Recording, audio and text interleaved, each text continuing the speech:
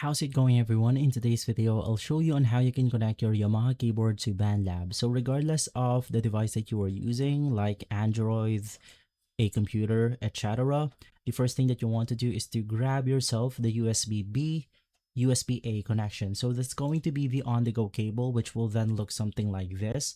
Now, it's really important to get this USB-B, which is going to look something like this on the back of your printer, or I mean your keyboard.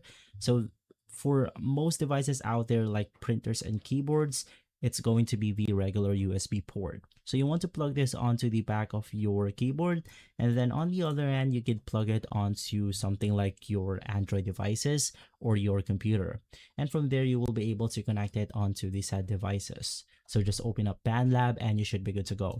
But the other connection that we could do is the MIDI connection. So with this one, you want to plug it onto the MIDI out. Of course, you want to get yourself a MIDI cable, and then from there you could just plug it directly onto your computer.